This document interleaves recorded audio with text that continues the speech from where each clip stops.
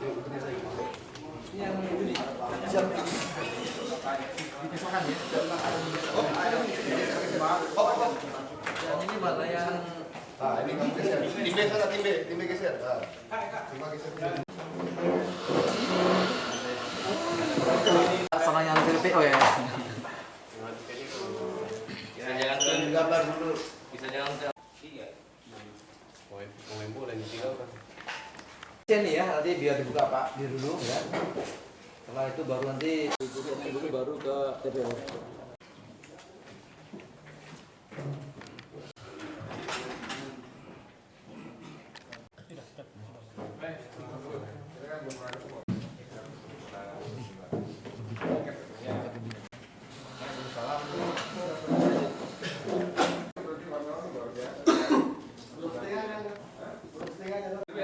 Saya buka dulu biar cepat ya. Jelasnya ada kayak gitu. Silakan dulu.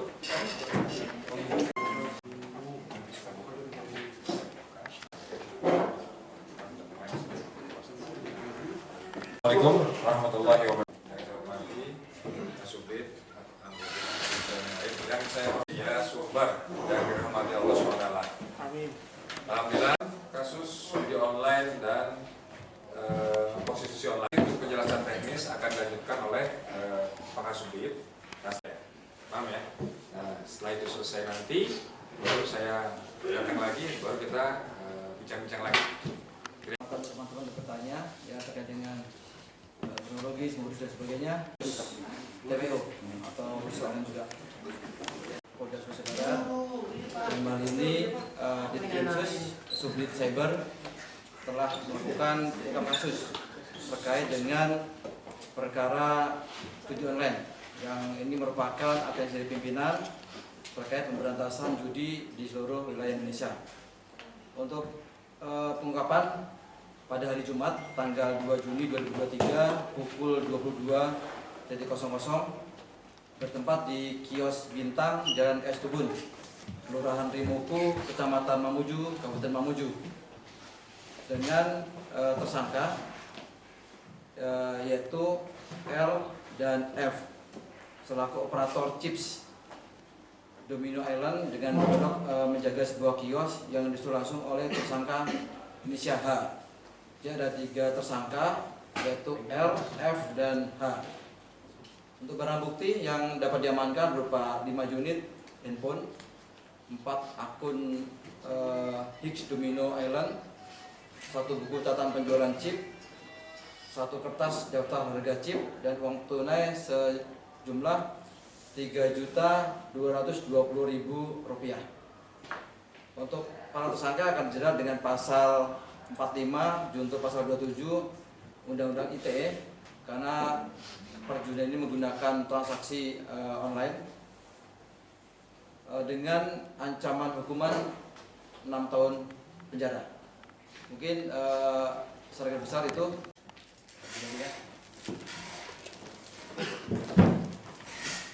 Ini handphone. Ini aja, silakan.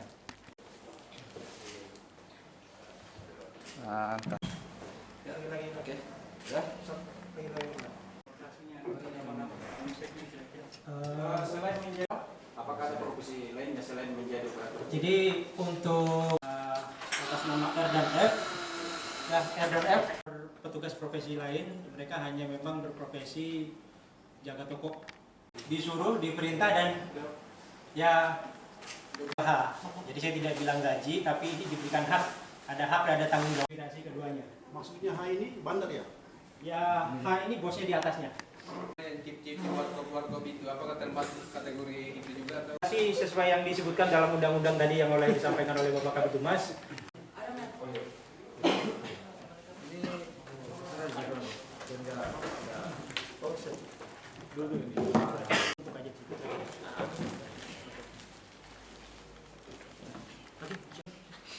Jadi Subdit Cyber Ditkrimsus telah mengungkap tindak pidana perdagangan orang dengan modus prostitusi online pada hari Selasa tanggal 13 Juni 2023 pukul 02.30 WITA, jam subuh ya, jam subuh, bertempat di Wisma, ya salah satu Wisma Aneka Jaya dengan Andi Depo, Kelurahan Rekuko, Kecamatan Mamuju.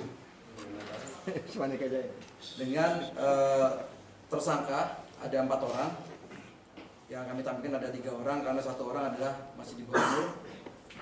Dengan 4 orang tersangka, 3 orang adalah laki-laki dengan inisial RS, P, dan I. Dan 1 orang tersangka wanita dengan inisial A yang masih di bawah umur, umurnya 17 tahun. Dengan kronologisnya yaitu para tersangka menawarkan korban yang dengan inisial R dan V, R dan V ya. Dan R ini usianya 23 tahun, sedangkan V ini 16 tahun, yang masih di bawah umur. Dengan menggunakan aplikasi media sosial berupa micet dan WhatsApp dengan harga Rp600.000 Per 1 kali transaksi. Satu kali cerot. dengan barang bukti yaitu 3 unit handphone, 2 akun micet, 1 akun WhatsApp, 3 buah SIM card, 1 saset alat kontrasepsi merek Sutra, 1 bekas pakai alat kontrasepsi, 1 botol minuman beralkohol dengan merek Newport Revolution, uang tunai sebesar Rp745.000. Dan para tersangka ini akan dijerat dengan pasal 45, junto pasal 27, Undang-Undang ITE juga, dan Undang-Undang Nomor 11 ya pasal 2 tentang pemberantasan tindak pidana perdagangan orang atau TPPO. Ada 2 pasal yang kita terapkan dengan ancaman hukuman paling lama 15 tahun penjara. Baik, siang ini seperti yang dipimpin oleh Pak Kabid Humas. Jadi versi rilis untuk sesi kedua ini Polda Sulbar mengungkap kasus yang sekian orang ya, people smuggling. Jadi human trafficking ini jadi ada yang di dalam negeri. Nah, ini yang kita ungkap yang di dalam negeri. Jadi yang kita tampilkan saat ini adalah prostitusi. Secara teknis ada 3 orang. Kalau tadi disebutkan peran menjadi lebih familiar, kalau lebih seksi kalau diberitakan. Jadi ini mucikari ada sebenarnya yang kami amankan E dan I itu dewasa laki-laki. Nah, ada 1 mucikari lagi yang tidak kami tampilkan secara fisik, tapi kami dia usia 17 tahun. Jadi sebenarnya anak di bawah umur dia. Tapi sudah menjual orang lain. Dia dapat profit di situ. Ada salah satu korban atau dalam lidik dan pendalaman butuh bantuan banyak pihak. Ini ada faktor putus sekolah, beroperasi sama-sama, faktor perhatian, komunikasi, dan kepedulian orang tua juga. Ada mucikarinya yang wanita dan anak-anak di bawah umur. Ini perlu perhatian semuanya. Mungkin ini juga kami sampaikan.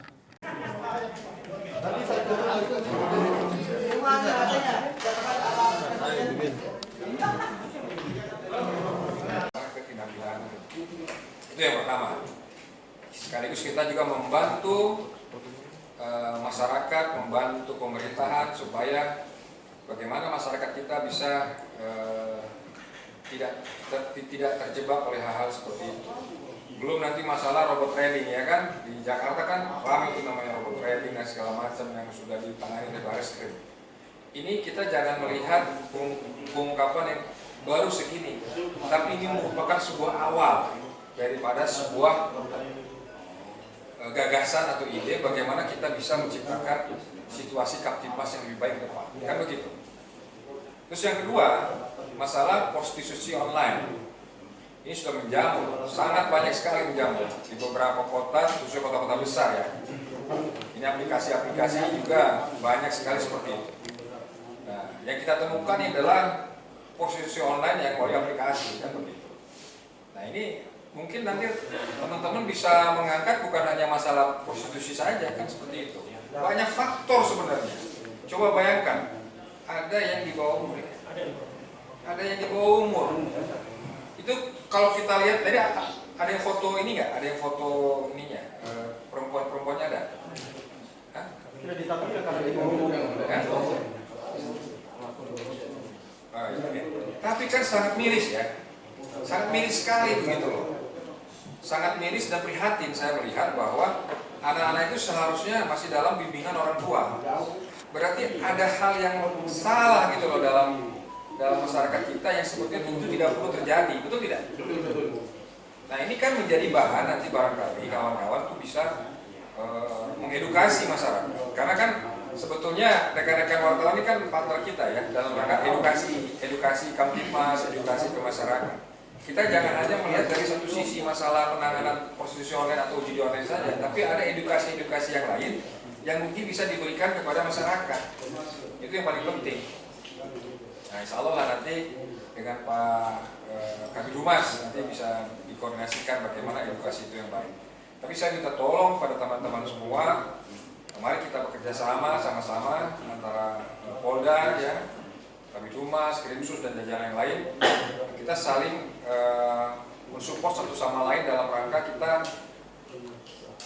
mencapai Kamtibmas yang ideal. Walaupun mungkin tidak mencapai 100%, tapi ada upaya progres yang bagaimana ada perbaikan dari yang tahun lalu dan tahun ini harus ada perubahan kan begitu.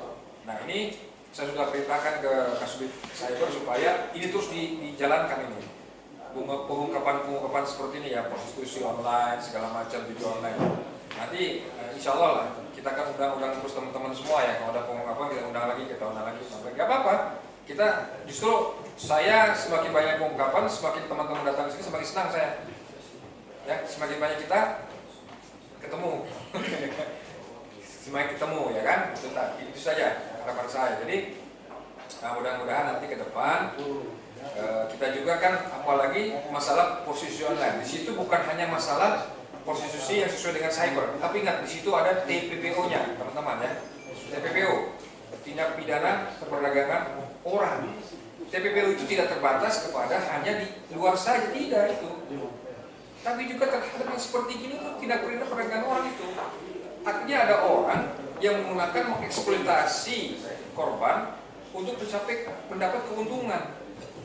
Nah ini yang harus kita cegah sebetulnya dari awal sesuai dengan arahan dari Bapak Presiden. Bapak Presiden sangat ingin sekali terhadap TPPO. Mungkin teman-teman sudah ada monitor ya di Jakarta ya, bagaimana Bapak Presiden kita Pak Jokowi itu sangat konsentrasi sekali, bahkan mengganti ketua TPPO yang dari tadinya siapa?